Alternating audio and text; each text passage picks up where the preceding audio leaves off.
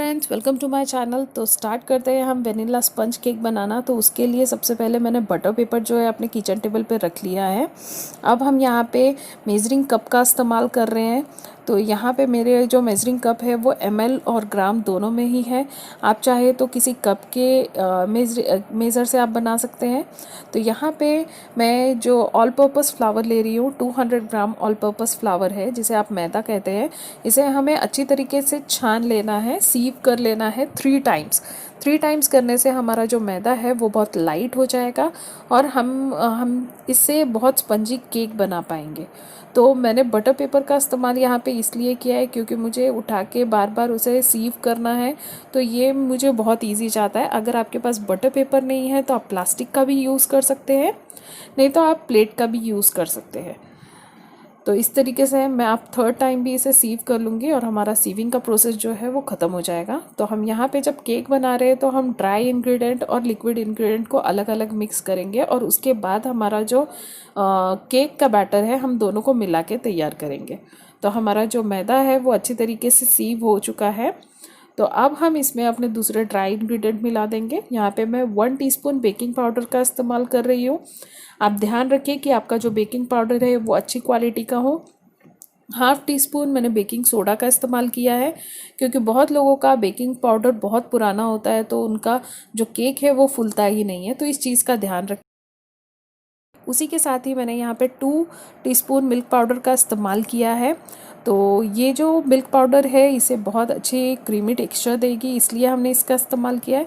तो इस कढ़ाई में मैं आप अपने केक को बेक करने वाली हूँ। तो इसे हाई फ्लेम में मैं 10 मिनट तक इसे अच्छी तरीके से गैस में रख दूँगी गर्म होने के लिए। और उसी मेजरिंग कप से अब हम यहाँ पे दूसरे सारे इंग्रेडिएंट लेंगे। तो यहाँ पे मैं लेने वाली हूँ शक्कर।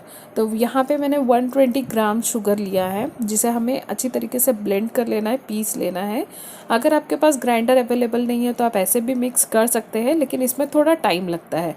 तो ये मिक्सर जार में हम इसे डाल देंगे। अब इसे हमें ग्राइंड कर लेना है। और उसी के साथ ही मैंने यहाँ पे लिया है 70 ग्राम दही। उसी के साथ ही हमने जो पीसी हुई चीनी है, अब हमें इसे अच्छी तरीके से मिक्स कर लेना है। तो हमारी जो पीसी हुई चीनी है ये बहुत जल्दी घुल जाएगी इसमें। ध्यान रखें कि आप जब केक का कैप बैटर बना रहे हैं तो उसे एक ही कंसिस्टेंसी में और एक ही तरीके से आपको मूव करना होता है। आप दोनों तरफ से उसे नहीं घुमा सकते। तो अच्छी तरीके से इसे मिक्स कर लीजिए। और उसी के साथ ही मैं यहाँ पे लूँगी 70 ml ऑयल। तो ये मेज़रमेंट कप में एक तरफ हमारा ग्राम में दिया हुआ है क्वांटिटी और एक तरफ ml में दिया हुआ है। तो इसलिए ये मेजरिंग कप मेरे लिए बहुत इजी होता है। तो ध्यान रखें, ml का क्वांटिटी डिफरेंट होता है और ग्राम का क्वांटिटी डिफरेंट होता है, तो इस चीज़ का ध्यान रखें। तो यहाँ पे मैंने लिया है 1 टीस्पून वेनिला एसेंस। मेरा वेनिला एसेंस बहुत ही एसेंस बहुत ही अच्छा है। अगर आपका एसेंस इतना ज़्यादा स्मेल नहीं करता है तो आप उस वहाँ पे 1.5 चम्मच या 2 चम्मच डाल सकते हैं। तो यहाँ पे मैंने लिया है 120 ml मिल्क। 120 ml मिल्क लिया है। अब हमें इसे अच्छी तरीके से मिक्स कर लेना है। जब हमारा केक बन के तैयार हो जाएगा तो वो परफेक्टली 500 ग्राम का बनेगा। तो चलिए मैं इसे रख देती हूँ साइड में। और उसी के साथ ही हमारा जो दोनों केक का बैटर हम तैयार कर रहे थे वो बन चुका है। That is the liquid part और हमारा ड्राई इंग्रेडिएंट। तो ये बाउल जो है मेरे लिए बहुत छोटा हो जाएगा, इसलिए मैं बड़ा बाउल ले रही हूँ। तो अब इस बाउल में मैं अच्छी तरीके से इसे मिक्स कर लूँगी लिक्विड पार्ट को। अब इसे हमें धीरे धीरे करके जो हमारा ड्राई इंग्रेडिएंट है उसे हम बैचेस में डालेंगे। मैं यहाँ पे 4 बैचेस में डालने वाली हूँ इसे। आपका इंग्रेडिएंट मेजरमेंट अगर ज़्यादा है तो उस हिसाब से आप अपनी चीज़ों को भी बढ़ाइए। तो चलिए इसे अच्छी तरीके से मिक्स कर लीजिए। ध्यान रखिए कि इसमें कोई लम्प्स ना रहे। अब चलिए मैं दूसरा बैच ऐड कर देती हूँ। याद रखें कि एक बैच ऐड होने के बाद ही दूसरे बैच को ऐड किया जाए और इसे एक ही डायरेक्शन में आपको घुमाना है। इससे एयरी बनता है हमारा केक, स्पंज बनता है। अगर आपने दोनों पार्ट में घुमा दिया तो हमारा जो एयरनेस जो हमने एयर क्रिएट किया है इसके अंदर वो पूरी तरीके से दब जाएगा। तो इस तरीके से आपको तो मैंने आपको मेज़रमेंट बता दिया है, किस मेज़रमेंट में आप बनाओगे तो आप आधा किलो केक आराम से बना सकते हैं। मैं यहाँ पे बटर का इस्तेमाल नहीं कर रही हूँ क्योंकि मैं इस चीज़ को ईज़ी से ईज़ी प्रोसेस में दिखाना चाहती हूँ, लेकिन इसका जो फ्लेवर और टेस्ट है वो मैं पूरे तरीके से मेंटेन करना चाहती हूँ। इसलिए मैंने यहाँ पे मिल्क पाउडर का इस्तेमाल किया है, क्योंकि बहुत लोगों के पास कंडेंस मिल्क नहीं होता है, तो उस जगह पे आप मिल्क पाउडर का इस्तेमाल कर सकते हैं। ये एगलेस केक है तो इजीली सबके घर में हर इंग्रेडिएंट तो अवेलेबल होते ही है केक बनाने के लिए। तो इस तरीके से अगर हम केक बनाएंगे तो हमारा केक भी बहुत स्पंजी बनेगा एंड बहुत लाइट बनेगा। तो आप देख सकते हैं मैंने जब सारा इंग्रेडिएंट मिला दिया तो यहाँ पे सिर्फ कोई चीज़ की कमी हो रही है, दैट इज़ मिल्क। तो मिल्क की थोड़ी कमी हो रही है क्योंकि हमारा जो बैटर है वो थोड़ा स्टिफ दिख रहा है। अगर हम इस वे में अगर अपने केक को डालेंगे तो वो हमारा जो बैटर है वो स्टिफ है, इसकी वजह से हमारा केक जो है पूरी तरीके से बैठ जाएगा। तो यहाँ पर मैंने ऐड किया है 3 टीस्पून एक्स्ट्रा मिल्क यूज़ किया है मैंने यहाँ पे। तो इस इंग्रेडिएंट को ध्यान रखें, अगर आपको ज़रूरत है तो ही आप इसका इस्तेमाल करें, नहीं तो नहीं। तो हमारा केक का बैटर रेडी हो चुका है।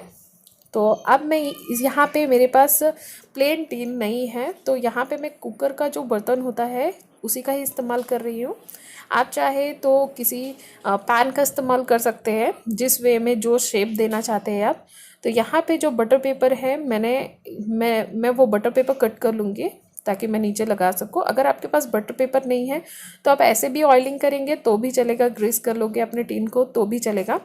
तो अब हमें क्या करना है, इसे ऑयल बटर आपके पास जो चीज़ अवेलेबल है उसका इस्तेमाल कीजिए और इसे अच्छी तरीके से ग्रीस कर लीजिए।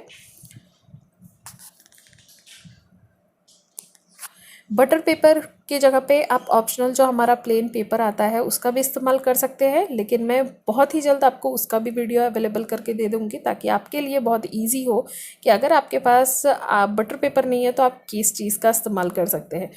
तो चलिए, अगर आपके पास बटर पेपर नहीं है तो यहाँ पे आप मैदा डस्ट करके भी ये यूज़ कर सकते हैं, वो भी बहुत अच्छा काम करेगा।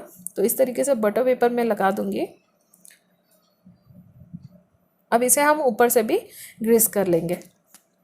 बटर पेपर की हेल्प से हमारा केक चिपकेगा नहीं, लेकिन हमेशा ध्यान रखें कि आप बटर पेपर में भी ऑयल लगाएं, उससे ये बहुत ज़्यादा अच्छा हो जाता है कि आपका केक का बैटर जो है वो नीचे जाके नहीं बैठता, चिपकता नहीं है।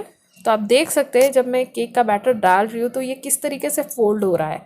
तो ध्यान रखें केक का बैटर हमेशा इस तरीके की कंसिस्टेंसी में हो। फैट की वजह से ना आपका केक जो है ना स्टिफ होना चाहिए और ना ही पतला होना चाहिए। तो चलिए हम इसे बेकिंग के लिए रख देते हैं। तो यहाँ पे हमारी कढ़ाई जो है वो पूरी तरीके से प्रीहीट हो चुकी है। तो आप देख सकते हैं हमारे कढ़ाई में जो होल है मैंने उसे भी फिल कर दिया था पहले ही। तो अब हमें इसे कम से कम 35 to 40 मिनट्स तक इसी तरीके से स्लो फ्लेम में बेक करना है। तो आप देख सकते हैं 35 मिनट्स के बाद हमारा केक जो है वो पूरी अच्छी तरीके से बेक हो चुका है। तो चलिए हम इसे चेक कर लेते हैं। मैं आपको पहला और बेकिंग के टाइम का और अभी का भी लुक दे रही हूँ। अब चेक कर लीजिए कि हमारा केक कितना स्पंजी और कितना फूला है, राइट। तो इससे पता चल रहा है हमारा केक जो है वो बहुत अच्छी तरीके से बेक हुआ है। इसे कोई एक की ज़रूरत नहीं है, बिल्कुल आपको मतलब ऐसा लगता है बहुत लोगों को कि एक डालेंगे तो ही हमारा केक जो है वो अच्छी तरीके से फूलेगा, तो ऐसा बिल्कुल नहीं है। ये मेथड पे डिपेंड करता है कि आप उसे किस तरीके से बना रहे हैं। तो चलिए मैं इस तरीके से इसके स्क्रैप कर लेती हूँ साइड में, ताकि ये बहुत ईजी हो हमें निकालने के लिए। क्योंकि हमने बटर पेपर लगाया है तो नीचे तो चिपकने का कोई सवाल नहीं है, लेकिन साइड में अच्छे से स्क्रैप कर लेंगे तो हमारा जो केक है वो पूरी अच्छी तरीके से बाहर निकलेगा। तो आप देख सकते हैं हमारा जो केक है वो जला भी नहीं है। तो हमारा जो केक है वो पूरी तरीके से रेडी हो चुका है। ये पूरे साइज़ के डबल में बेक हुआ है ये केक, तो इससे आप पता लगा सकते हैं कि ये कितना स्पंजी और कितना डिलीशियस होगा। तो ये चीज़ आप ज़रूर अपने घर में ट्राई करें और हमें ज़रूर बताएं कि आपके लिए ये वीडियो कितना हेल्पफुल रहा।